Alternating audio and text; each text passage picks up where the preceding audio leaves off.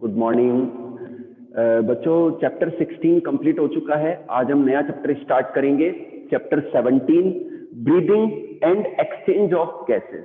ठीक है बेटा, तो स्टार्ट करते हैं। सबसे पहले लेते हैं रेस्पिरेशन क्या है।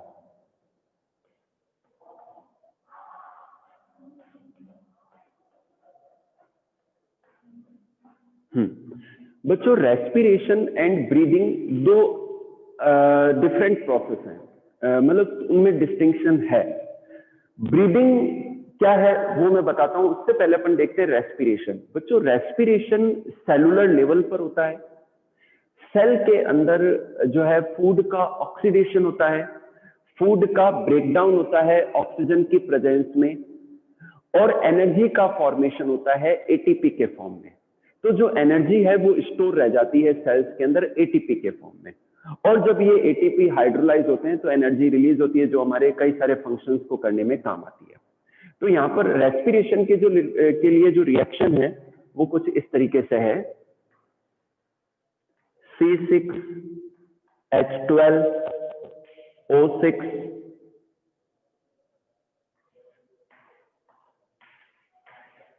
6O2 6CO2 plus 6H2O plus energy. ठीक है बेटा, और यहां पर जो एनर्जी बनती है वो एटीपी के फॉर्म में बनती है।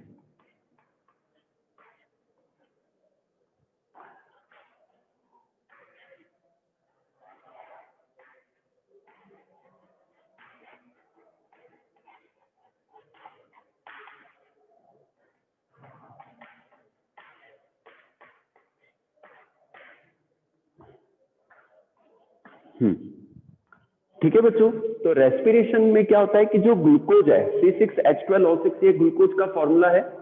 ग्लूकोज ऑक्सीजन की प्रेजेंस में ब्रेक डाउन होता है, ब्रेक होता है, और क्या बनता है, CO2 बनता है, वाटर मॉलिक्यूल्स बनते हैं, एंड एनर्जी का फॉर्मेशन होता है। ठीक है बेटा, एनर्जी जो बनती है एटीपी के फॉर्म में बनती है, जो कि कई सारी डिफरेंट मेटाबॉलिक रिएक्शंस और बॉडी रिएक्शंस में काम आती है। यहाँ पर बच्चों एटीपी का यानी कि जो एनर्जी है वो स्टोर रहती है एटीपी के फॉर्म में। फिर जब भी एनर्जी यूज होती है तो एटीपी हाइड्रोलाइज होता है और एडीपी और इनऑर्गेनिक फॉस्फेट बनाता है, और एनर्जी जो है रिलीज हो जाती है, और वो एनर्जी कंज्यूम हो जाती है, काम आ जाती है।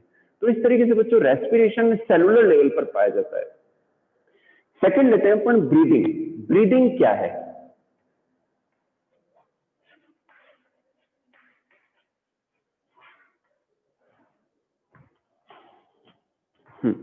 बच्चों, breathing is the just exchange of gases. Breathing क्या है? एक्सचेंज ऑफ गैसेज है। इनहेलेशन एंड एक्सहेलेशन, गैस का, एयर का अंदर लेना एंड एक्सहेल करना, दिस इज कॉल्ड ब्रीथिंग। ठीक है बेटा, तो यहाँ पर रेस्पिरेशन जो है वो अपन दो पार्ट में डिवाइड कर सकते हैं। एक तो एक्सटर्नल रेस्पिरेशन और एक होता है इंटरनल रेस्पिरेशन। समझ में आ गई बात आपकी? एक होता है डायरेक्ट रेस्पिरेशन और एक होता है इनडायरेक्ट रेस्पिरेशन। जो डायरेक्ट रेस्पिरेशन का प्रोसेस है जिसमें गैस का एक्सचेंज होता है, वो बच्चों लोअर ऑर्गेनिजम्स के अंदर होता है, जिस जो सेल्स होती है, जो बैक्टीरिया की सेल है या दूसरे जो माइक्रो ऑर्गेनिज्म की सेल है, वो अपने एनवायरमेंट से, अपने एटमोस्फियर से डायरेक्ट जो है ऑक्सीजन को अंदर ले लेते हैं और CO2 को रिलीज कर देते हैं। तो ये तो हो गया डायरेक्ट रेस्पिरेशन।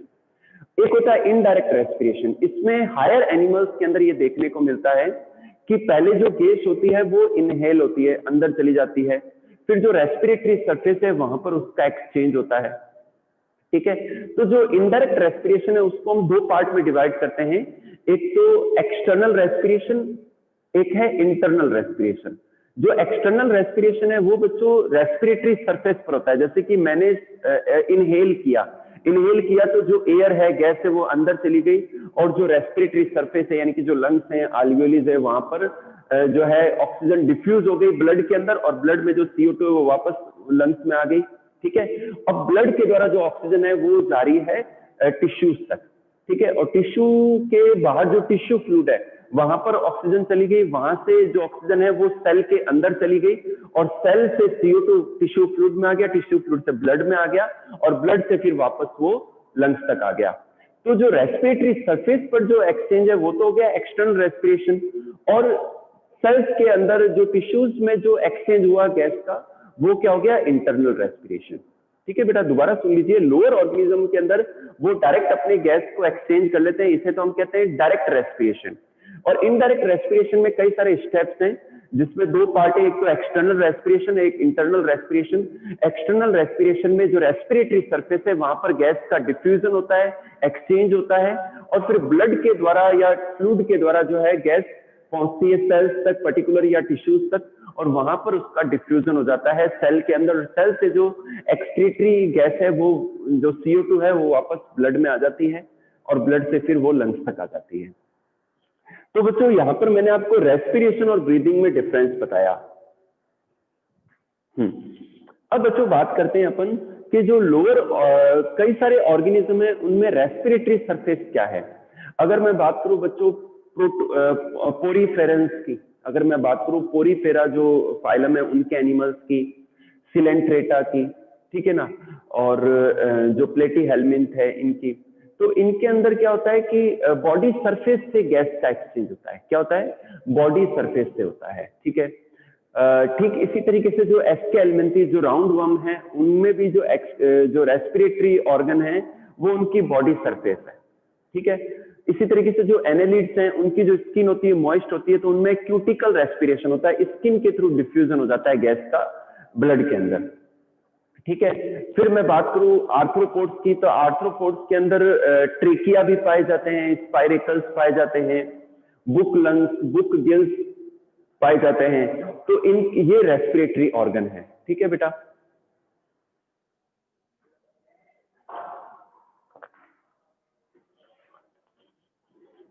ठीक है, तो book lungs, book gills, trachea ये रेस्पिरेटरी ऑर्गन है आर्थ्रोपोड जो है, इंसेक्ट्स के जो ग्रुप हैं उनके अंदर।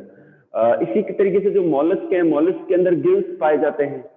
ठीक है, और जो इकाइनोडर्म्स होते हैं उनमें ट्यूब फीट पाए जाते हैं रेस्पिरेटरी ऑर्गन, रेस्पिरेटरी सरफेस के रूप में। और ठीक है बेटा, इसी तरीके से जो हेमिकॉर्डेट हैं और जो सिफेलोकॉर्डेट्स हैं इनके अंदर गिल्स पाए जाते हैं।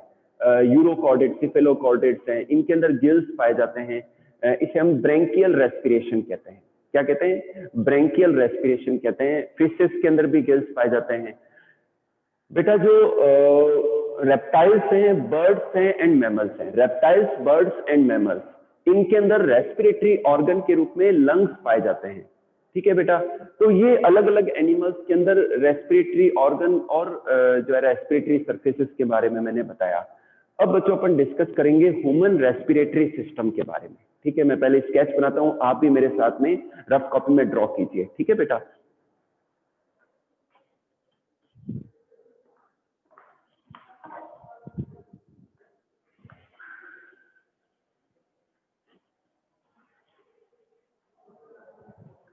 11th क्लास, आप भी मेरे साथ साथ में ड्रॉ कीजिए।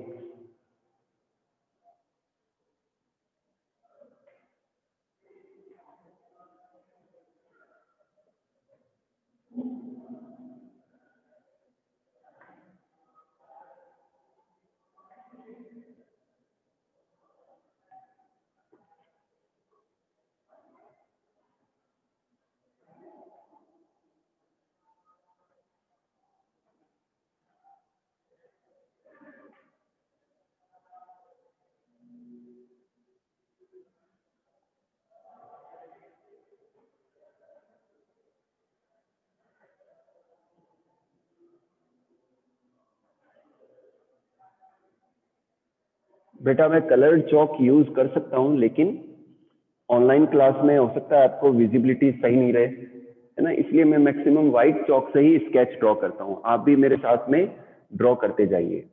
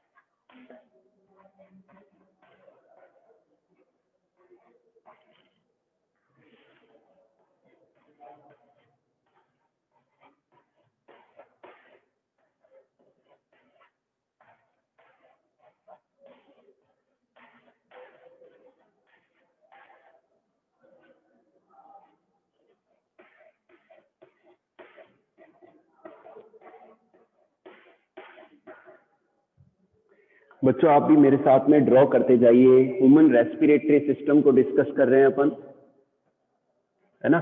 आप भी मेरे साथ साथ में प्रैक्टिस कीजिए, ठीक है। क्लियरली विजिबल है आपको स्केच, ठीक है। तो मैं लेबल कर देता हूं।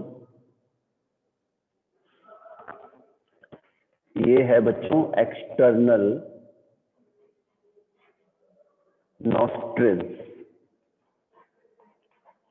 एक्सटर्नल नॉस्ट्रिल्स,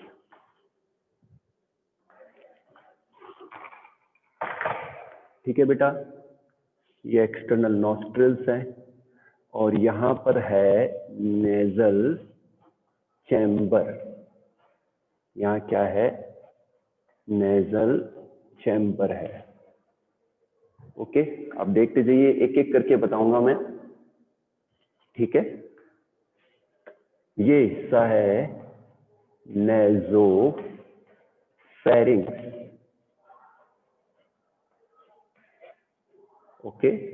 यहां पर है ग्लॉटिस, जो रेस्पिरेटरी ट्यूब का जो इनिशियल एंड होता है उसे हम क्या कहते हैं? ग्लॉटिस कहते हैं, जो कि एपिग्लॉटिस द्वारा कवर्ड रहता है, ठीक है।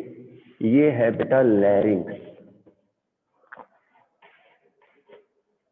ओके। ये है लैरिंक्स, ये है trachea,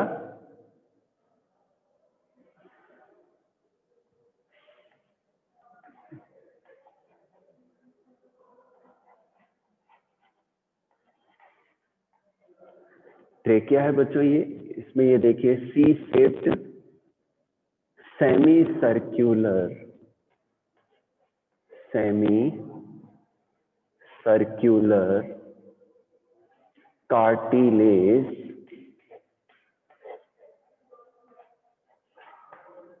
rings, semi circular cartilage rings. ये है बच्चों ब्रोंकस,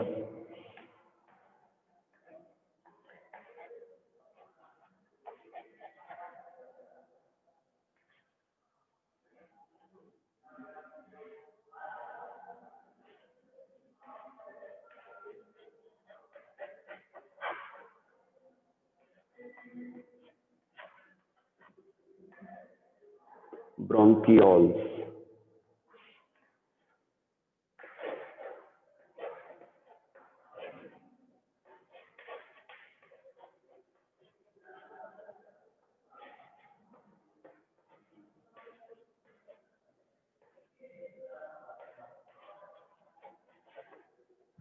Alveoles और air sacs.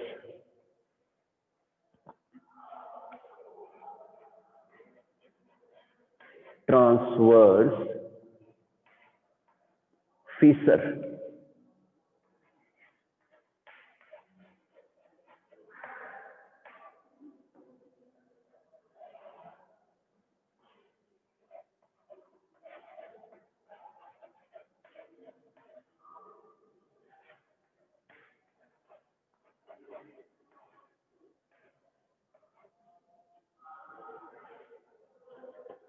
ये है बच्चों डायफ्राम.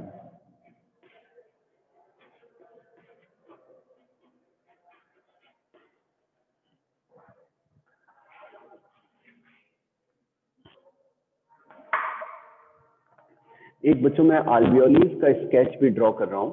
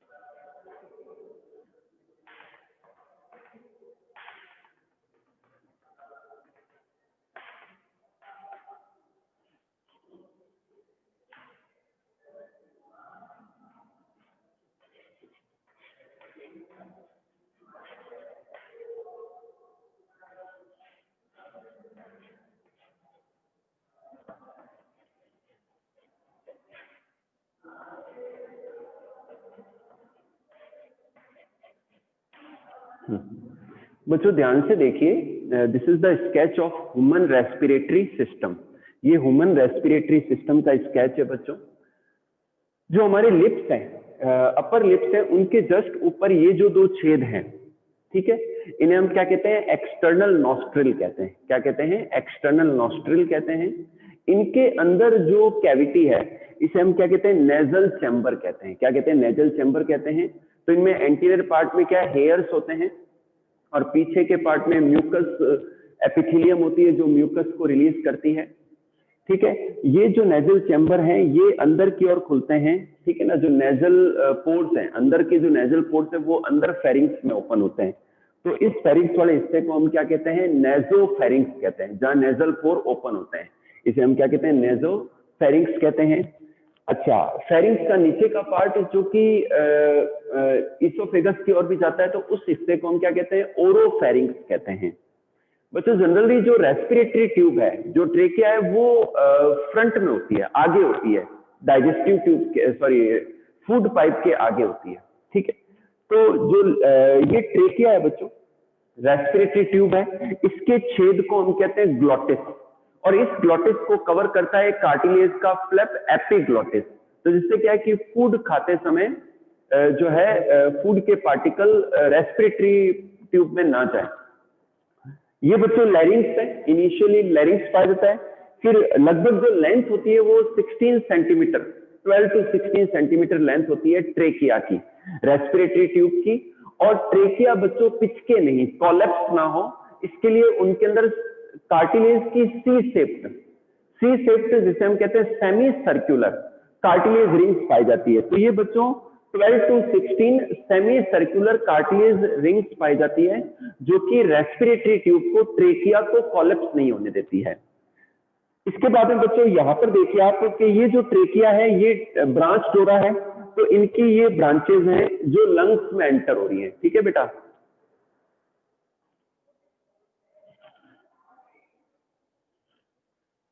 ठीक है. तो लंग्स के अंदर ये एंटर हो रही है तो इन्हें हम क्या कहते हैं? ब्रोंकस कहते हैं. सिंगल को ब्रोंकस और इनका प्लूरल वर्ड है ब्रोंकाई. ये ब्रोंकाई बच्चों एंटर हो जाते हैं दोनों लंग्स के अंदर। जो लंग्स हैं बच्चों ये रेस्पिरेटरी ऑर्गन है हमारे अंदर, रेप्टाइल्स में, बर्ड्स में और मैमल्स में। ये पिंक कलर के होते हैं, स्पॉन्जी होते हैं, ठीक है, और ये कॉन्ट्रैक्शन या रिलैक्सेशन नहीं करते, ठीक है ना। और ये सराउंडेड होते हैं, कवर्ड होते हैं एक मेम्ब्रेन के द्वारा जिसे हम कहते हैं प्लूरल मेम्ब्रेन। और प्लूरल मेम्ब्रेन और लंग्स की सरफेस के बीच में एक फ्लूइड पाया जाता है जिसे हम कहते हैं प्लूरल फ्लूइड। क्या कहते हैं? प्लूरल फ्लूइड कहते हैं, ठीक है बेटा। अब यहाँ पर देखिए ये जो ब्रोंकस है दोनों में एंटर हो गए और कई सारी ब्रांचेस बन रही है। इन ब्रांचेस को हम कहते हैं ब्रोंकियोल। इन ब्रांचेस को क्या कहते हैं? ब्रोंकियोल्स कहते हैं। और ये एंड होते हैं, ये एंड होते हैं आल्वियोलीज में। तो आल्वियोली छोटे छोटे छेद हैं जो लंग्स में पाए जाते हैं जिन्हें हम एयर सेक्स या आल्वियोलीज कहते हैं। और इनके बाहर जो है ब्लड कैपिलरीज पाई जाती है जो बॉडी से ब्लड को लेके आती है, ठीक है ना, डीऑक्सीजनेटेड ब्लड को लाती है। और आल्वियोलीज से डिफ्यूजन होके जो CO2 है वो ब्लड कैपिलरीज से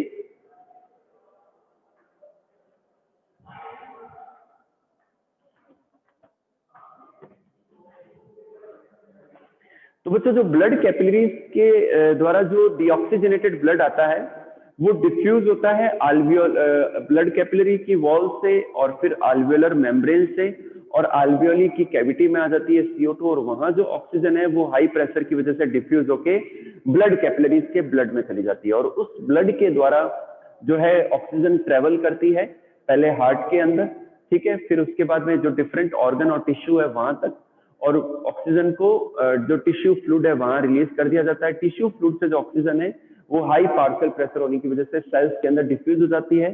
और सेल्स के अंदर जो CO2 बनी है रेस्पिरेशन के दौरान, जो एक्सक्रीटरी गैस है, वो वापस आ जाती है टिश्यू फ्लूइड में, वहां से ब्लड में, और ब्लड के द्वारा ट्रेवल करती हुई CO2 वापस आती है हार्ट के अंदर, और हार्ट के राइट पार्ट में वहां से पंप होके जो CO2 है ब्लड के साथ में लंग्स में आती है और CO2 को बाहर रिलीज कर दिया जाता है। तो इस तरीके से बच्चों, एक चीज और बच्चों, ये राइट लंग है और ये लेफ्ट लंग है। जो राइट लंग है इनके अंदर दो पार्टीशन पाए जाते हैं, दो फीसर पाई जाती है। इसे हम कहते हैं ट्रांसवर्स फीसर और इसे हम कहते हैं ऑब्लिक फीसर। तो ये तो क्या हो गया? एंटीरियर लॉब, ऊपर का लॉब अपर लॉब या एंटीरियर लॉब, ये मिडल लॉब और ये इंफीरियर लॉब, ठीक है। तो ये हो गया। नेक्स्ट लेते हैं लेफ्ट जो लंग है, लेफ्ट लंग के अंदर एक ही पार्टीशन है, एक ही फीसर है, ठीक है, और ये एंटीरियर लॉब है और ये इंफीरियर लॉब है, अपर और लोअर लॉब, ठीक है। अच्छा बच्चों, लंग्स के नीचे एक मस्कुलर ऑर्गन पाया जाता है जिसे हम कहते हैं डायफ्राम, ठीक है। तो ये अलग है जो कि नीचे के हिस्से को, इंटेस्टाइन को और अपर पार्ट को सेपरेट करता है, तो ये डायफ्राम है। तो बच्चों जो लंग्स होते हैं उनमें कॉन्ट्रैक्शन या रिलैक्सेशन की एबिलिटी नहीं होती है, लेकिन डायफ्राम का और डायफ्राम के अलावा जो रिब्स हैं, ठीक है ना, पसलियां हैं, उनका बहुत बड़ा रोल होता है इनहेलेशन में और एक्सहेलेशन में, ठीक है बेटा। तो जो पाथवे है रेस्पिरेशन का, इनहेलेशन का पाथवे क्या है? Nostril, nasal chamber, nasopharynx, larynx, trachea, trachea से ब्रोंकाई, ब्रोंकाई से ब्रोंकियोल, ब्रोंकियोल से आल्वियोली। ये इनहेलेशन का पाथवे है। और एक्सहेलेशन की पाथवे की बात करें, गैस को बाहर रिलीज करना है, तो आल्वियोलिस, आल्वियोलिस से ब्रोंकाई, ब्रोंकाई से ट्रेकिया, ट्रेकिया से लैरिंक्स, लैरिंक्स से नेजोफेरिंक्स, नेजोफेरिंक्स से नेजल चैम्बर, नेजल चैम्बर से external nostril and outside the body. तो ये पाथवे है बच्चों, ठीक है। तो एक बार हैंड रेज कर दो, आपको समझ में आया या नहीं आया ये टॉपिक? एक बार सारे हैंड रेज कर दो।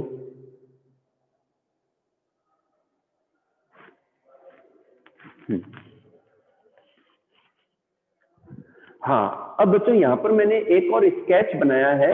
ये स्केच है आल्वियोलिस के लिए कि ये तो हो गई ब्रोंकियल ट्री, इसे हम क्या कहते हैं? ब्रोंकियल ट्री कहते हैं, क्योंकि ये ब्रोंकाई का पार्ट है। और ये जो हिस्सा है ये रेस्पिरेटरी ट्री है, इन्हें हम आल्वियोलिस कहते हैं। और यहाँ पर आल्वियोलर कैविटी है।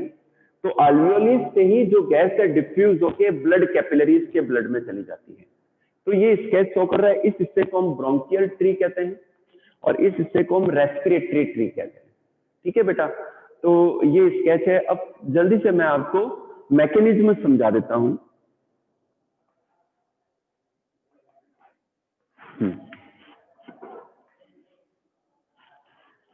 मैं रफ कर रहा हूं बच्चों इस स्केच को।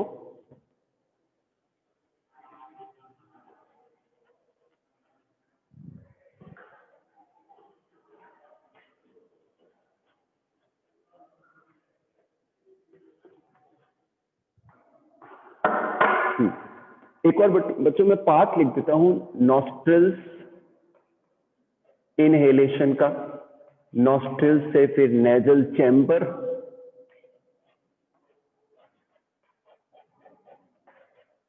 नेजल चैम्बर, नेजल चैम्बर से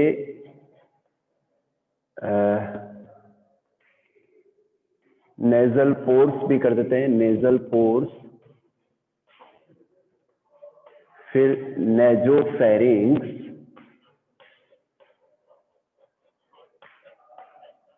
ठीक है। नेजोफेरिंग्स के बाद में लैरिंग्स,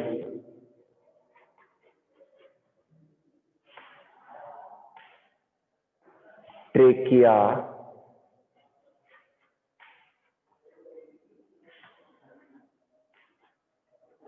ब्रोंकाई,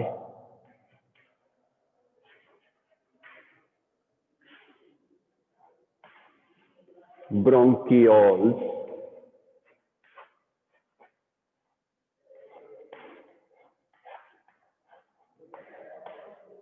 ब्रोंकियोल्स, ब्रोंकियोल से फिर अल्वियोलीज। ठीक है बेटा, ये रेस्पिरेशन का पाथ है। Nostril, nasal chamber, nasal pores, nasopharynx, फिर लैरिंग्स, फिर ट्रेकिया, ब्रोंकाई, ब्रोंकियोल्स एंड अल्वियोलीज। ये है इनहेलेशन के लिए। एक्सहेलेशन की बात करेंगे तो ठीक इसका रिवर्स हो जाएगा, अल्वियोलीज से स्टार्ट होगा और नॉस्ट्रिल्स तक एंड होगा। ठीक है बेटा, अब बात करते हैं अपन मैकेनिज्म ऑफ ब्रीदिंग की।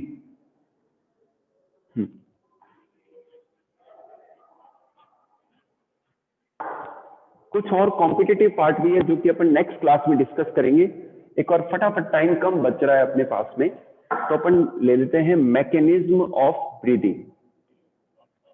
बच्चों अपन सिंपल टू हार्ड चलेंगे, सीखते हुए चलेंगे, सिंपल टू हार्ड चीजों को समझते हुए चलेंगे। आज जो मैंने पूरा एक बताया है वो जल्दी से समझ में भी आ गया। अब इससे बच्चों इससे रिलेटेड जो कॉम्पिटिटिव चीजें हैं वो अपन नेक्स्ट क्लास में करेंगे, कि जो कि आपको जल्दी से समझ में आ जाएंगी। ठीक है, मैकेनिज्म ऑफ ब्रीदिंग में दो पार्ट हैं बच्चों, एक तो है इनहेलेशन, इसके लिए स्केच भी बनाऊंगा मैं, inhalation, and second is the exhalation.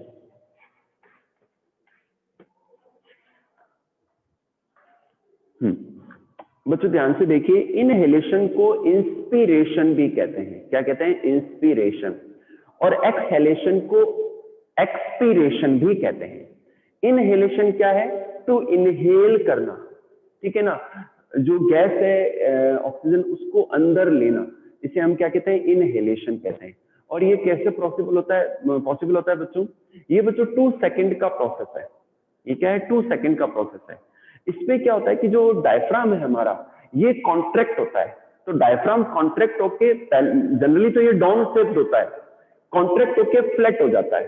ठीक है, तो एक तो कॉन्ट्रैक्ट हो गया तो नीचे, ये नीचे की ओर चला गया, तो स्पेस बढ़ गया, वॉल्यूम बढ़ गया। साथ ही साथ जो एक्सटर्नल जो इंटरकॉस्टल मसल्स हैं, ठीक है, जो एक्सटर्नल इंटरकॉस्टल मसल्स मैं लिख देता हूं EICM। ये कौन सी मसल्स है? जो हमारी रिब्स की मसल्स होती है वो क्या होती है? कॉन्ट्रैक्ट होती है। तो कॉन्ट्रैक्ट होती है तो जो हमारी रिब्स हैं वो बाहर की ओर, और जो स्टर्नम है वो आगे की ओर वेंट्रल साइड में फैलता है। तो फैलने से क्या है? अंदर की जो कैविटी है वो बढ़ जाती है, अंदर का जो वॉल्यूम है, थोरेसिक वॉल्यूम है, वो इंक्रीज हो जाता है। तो इंक्रीज होने पर क्या होता है? अंदर का जो प्रेशर है वो कम हो जाता है। अंदर का प्रेशर क्या होता है? कम हो जाता है।